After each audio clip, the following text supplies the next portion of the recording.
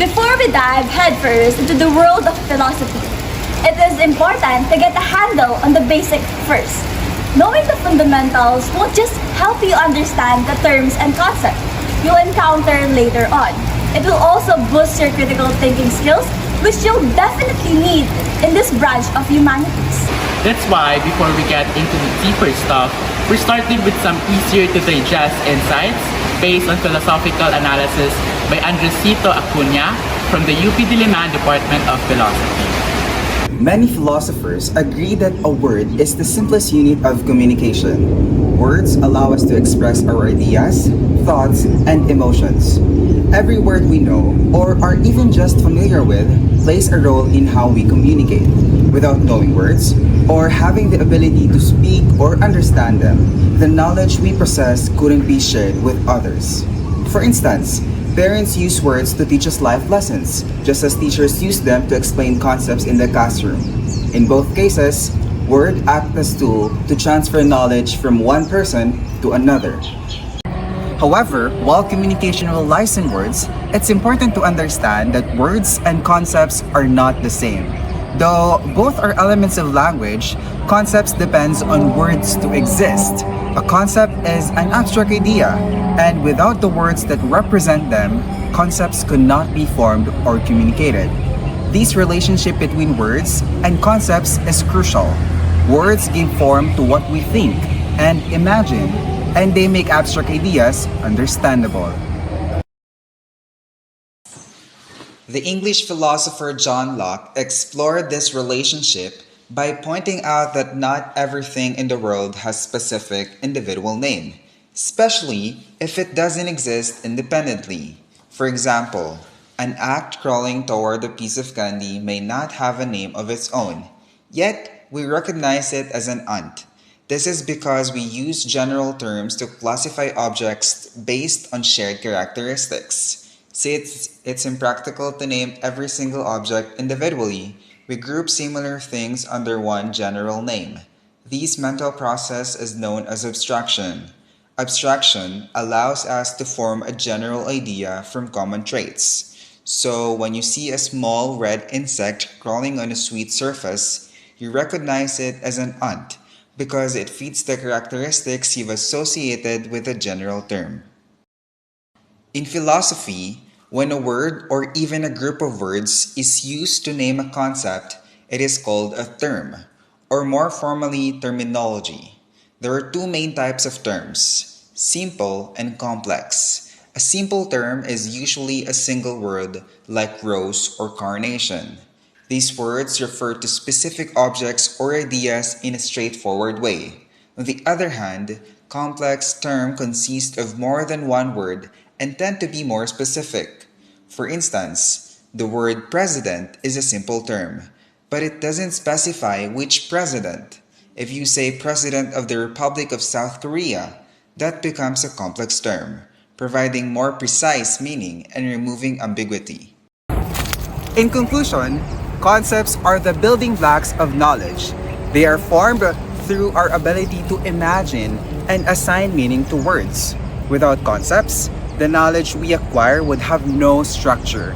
And without words, concepts wouldn't exist at all.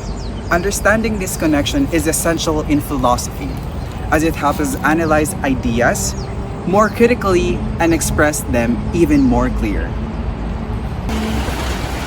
Today, we're going to explore two important ways to analyze concepts: intension and extension. These terms can be a little bit confusing at first, but understanding them will help you better grasp how concepts are defined and applied. Intension refers to the set of properties or characteristics that define a concept. It is essentially a definition, the trait that something must have to fit the term. Extension, on the other hand, is the collection of all things or instances to which the term applies. Clearer, consider the term pen. The intention of pen would be the description of it as a tool for writing or drawing that contains ink or a similar fluid. The extension of the pen includes the example or specific example, such as pilot ball pen or fountain pen used for signing documents. Here, the intention is the definition that describes what a pen must be, while the extension is the range of actual pen that fit the description.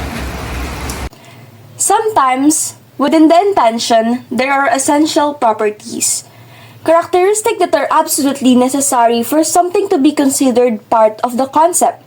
For example, an essential property of a bird is that they lay hard-shelled eggs.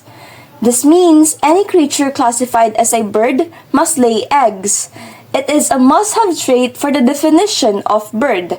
Such as essential property help clarify exactly what belongs to a category and what does not. However, the idea that concepts always have a clear essential property was challenged by the philosopher Ludwig Wittgenstein. Using the example of games, he questioned whether games can be defined by a single set of essential traits. Are games only those activities played to win or for fun? He argued that many concepts does not have one defining feature but rather a network of overlapping similarities which he called family resemblance. Like family members who share some traits but not all the same ones, some concepts are better understood as a cluster of related characteristics rather than a strict definition. In summary, when analyzing concepts, we both look at their intention, the definition or necessary trait, and the extension, the examples or the things the concept applies to. Intention may include essential properties or consist of family resemblance, a group of overlapping traits, rather than a single fixed definition. This approach helps us understand the complexity and variety within concepts more accurately. In summary, when analyzing concepts, we both look at their intention, the definition or necessary trait, and the extension. Let's talk about the meaning of words based on Wittgenstein ideas. Philosophers believe that words take on meaning through how people use them in everyday life, either in speech or writing. Wittgenstein explained that the meaning of a word is its use in language. This means that words do not have fixed meanings on their own, but they gain meaning depending on how people use them in different situations. For example, words can be used to name things, ask questions, express feelings, or give commands. All of these are meaningful uses of language. Wittgenstein also explained the idea of language games. Think of a language as a game with different rules. Words can change meaning depending on the game being played. For example, the word bat could mean the animal, or it could mean the stick used in baseball. The word hand can mean the body part, giving someone help or even applause. So, if you want to know what a word means, you have to look at how it is being used in that situation. But here's the tricky part. Words are not always clear. Sometimes, they are unclear or too broad. For example, words like some or many can mean different amounts to different people. Also, some words change meaning over time.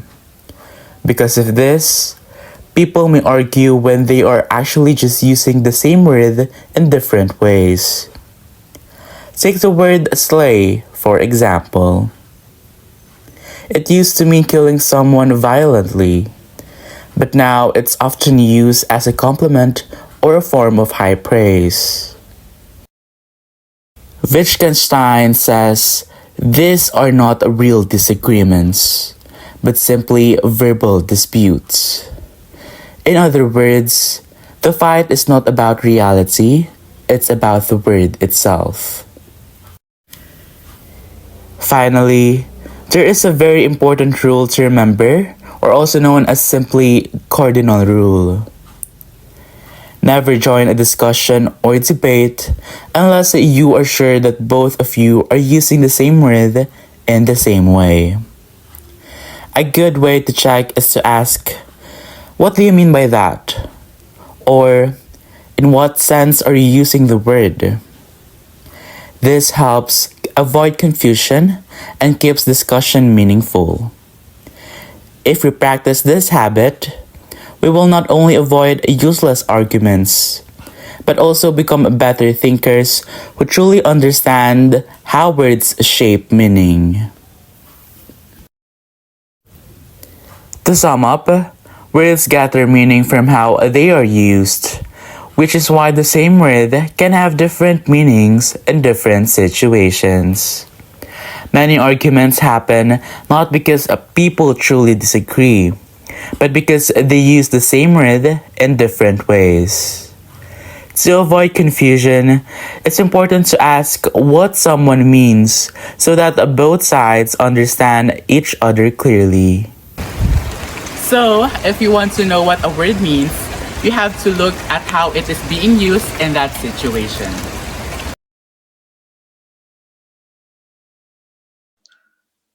Now, let's proceed to the 7 types of concepts. These are different ways to understanding the ideas we use to make sense of the world: empirical, theoretical, dispositional, analytic, evaluative, fictitious, and metaphysical concepts. Each type has its own unique qualities, and knowing them will help you see the difference between what is observable, what is imagined, and what is purely mental or philosophical. Let's go through each step one by one. The first type is the empirical concept. These are the easiest to understand because they are based on what you see, hear, touch, or smell. If something is directly observable in real world, like a book, a bag, or a portable fan, then it is empirical. These concepts are tangible and visible, meaning you don't need any special tool to recognize them.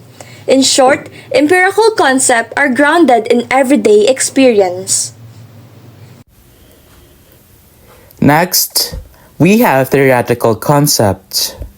This type of concept is developed by reasoning instead of practical experience. Unlike empirical ones, this cannot be seen with the naked eye. You need scientific tools or reasoning to know they exist. For example, the concept of gravity or even the hierarchy of needs created by Abraham Maslow. Theoretical concepts show us that reality is much bigger than what our senses alone can detect. The third type is called dispositional concepts. These are a little tricky because they describe traits that only appear under certain conditions. In short, it is about what could happen, not necessarily what is happening. Ice cubes placed inside a glass to make the water cold that have a tendency to melt is an example of this concept, considering that ice cubes are expected to melt to make a drink cold. These positional concepts remind us that some properties are hidden until the right test or conditions brings them out. Now, let's move on to analytic or abstract concepts. These are ideas that do not exist in the physical world, but only in our minds. These cannot be perceived through the 5 senses: sight, touch, smell, taste, and hearing. Examples of this type of concept are numbers, emotions, and ideas. These abstract concepts are especially important in math and logic. But remember, they exist in thought, not in reality. The fifth type is the evaluative concept. This involves judgment of value, such as good or bad, right or wrong, moral or immoral. They also include aesthetic ideas like beauty and ugliness, religious ideas like heaven and hell, and even legal ideas like guilty or not guilty. Evaluative concepts don't just describe reality, they tell us how to judge it.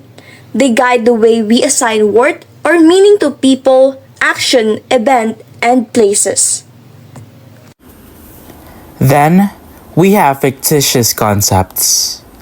These are purely imaginary ideas, like unicorns or even ghosts. They don't exist in the real world, but they still play an important role in culture, entertainment, and storytelling. What can be confusing is when fictitious concepts are mistaken for real ones, because some people may believe in them as if they were empirical. Fictitious concepts show us the creative side of the human mind, even if they aren't grounded in reality.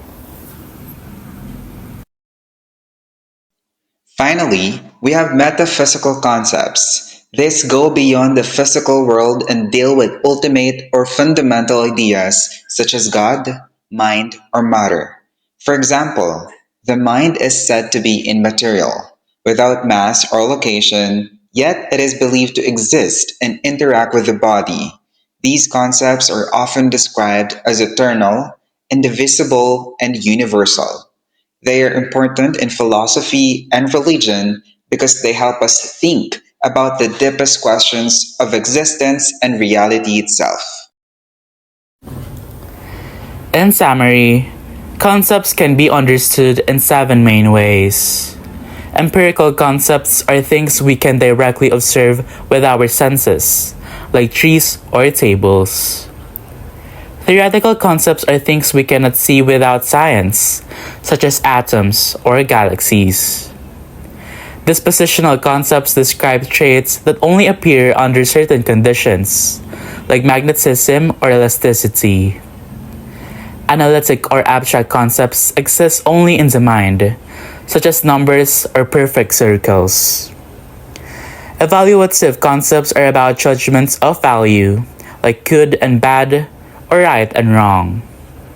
Fictitious concepts are imaginary, like unicorns or ghosts. Finally, metaphysical concepts deal with ultimate realities, such as God, the mind, or the absolute.